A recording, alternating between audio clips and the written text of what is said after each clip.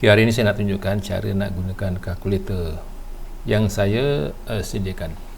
Okay, jadi anda boleh pilih sama ada bawah ni arahnu M ataupun arahnu P. Okay, maksud M ialah arahnu yang berdasarkan daripada nilai marhun, yang arahnu P ialah arahnu yang berdasarkan daripada pembiayaan. Okay, jadi untuk kita gunakan kalkulator ni, kita kena pilih ke arahnu mana yang kita dapatkan perkhidmatan. Kalau daripada contohnya bank rakyat, kita akan pilih nilai marhun.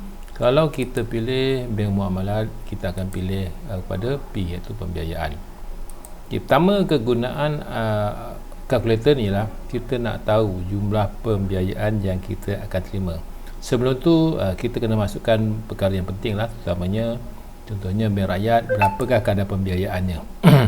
Ini kalau bank rakyat 80%. Kemudian berapa kadar upah dia? Kadar upah dia kalau tengok bawah ni dia bergantung kepada rate kita lah. Kalau bawah 500, pembiayaan ialah 0.65.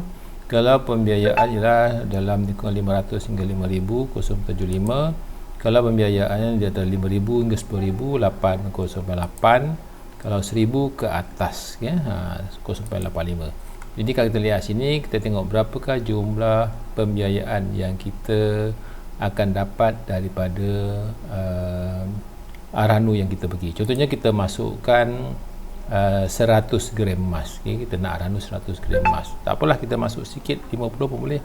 Masukkan 50 gram emas. Kita masukkan 50 gram. Katalah tarikhnya pada 1 bulan 7. Ini pada tahun 2001 lah. Masa tu lebih kurang harga emas dalam lingkungan 250. Masuk 250. Okey, jadi jumlah marhun ialah 12,500 ini. Kemudian oleh kerana kita dapat pembiayaan 80%, maka kita akan dapat jumlah pembiayaan sebanyak 10,000. Okey, jadi kalau kita mula gadaian kita pada 1 bulan 7. Okey, jadi untuk lepas 6 bulan, iaitu 1 bulan 1 tahun 2022 lah. Okay, lepas 12 bulan, kita punya tarikh adalah 1 bulan 7 2022. Okay. Kemudian daripada 18 bulan, daripada 1 bulan 7, kita akan pergi ke 1 bulan 1 tahun 2023. Jadi inilah jumlah upah yang kita perlu bayar bagi setiap 6 bulan. Okey, ini langkah pertama. Kegunaannya lah untuk kita dapatkan berapakah jumlah pembiayaan berdasarkan daripada berat emas yang kita arahnukan dan juga harga emas yang kita arahnukan. Okey, itu yang pertama. Okey, yang kedua, kegunaan kalkulator ialah kita nak tahu bila harga emas tu naik ataupun turun. Apa yang perlu kita buat? Katakanlah selepas beberapa bulan. Okey, daripada 1 bulan 7, katakanlah selepas daripada 1 bulan 7, selepas 6 bulan. 6 bulan lah. Maksudnya 1 bulan 7, 1 bulan 1. Maksud inilah tarikh yang mana kita kena bayar upah simpan. Okey, pada 6 bulan. Kita rasa okey, sama ada saya perlu overlap ke atau saya perlu tebus. Okey, langkah pertama ialah katakanlah saya nak tebus. Okey, pada 1 bulan 1 saya nak tebus.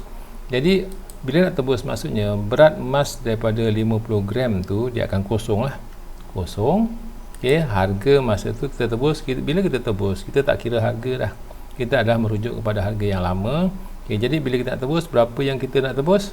Berapa yang kita perlu tebus? Okey, jadi pada harga pada 1 bulan 1 2022 nak tebus. Okey, jadi saya akan tebus oleh kerana masa daripada 1 bulan 7 sehingga 1 bulan 1 selama 184 hari, upahnya ialah sebanyak kita tengok sini berapa nak tu 42 Okey, nak tu 42. Jadi ke sini upah simpan selama 6 bulan ni ialah nak tu 42. Jadi bila saya nak tebus, saya tebus jumlah yang telah saya terima, pembiayaannya 10,000 campur dengan upah simpan semasa 642. Jadi saya kena bayar sebanyak 10,642. Okey, ini kegunaan yang pertama, iaitu kita guna kalkulator ni untuk dapatkan berapa pembiayaan yang kita perolehi. Kemudian selepas tu tempoh masa, berapa jumlah yang perlu kita bayar bila kita nak tebus. Okey, jadi bergantunglah pada kita lah nak tebus pada bila. Nak tebus yang contoh ni tebus selama 6 bulan. Kalau kita nak tebus dalam tempoh contohnya lepas 3 bulan, maksudnya 1 bulan 7 sampai 1 bulan 10. Typekan saja 1 bulan 10. 1 bulan 10 kat sini. Okey, tahun 2021 masuk tahun 2021. Okey. Maksudnya 3 bulan, ada kurang dalam 1 bulan 7 hingga 1 bulan 10 ada 92 hari. Masa nilai di sini lah nilai yang dalam marah masa dia kosong lah. Kemudian selama 90 hari maka upahnya yang kita kena bayar adalah 321. Jadi pembiayaan T110,000 tambah 321, jumlah yang kita kena tebus kena bayar adalah 10,321. Okey, itu yang pertama. Kita jumpa video akan datang.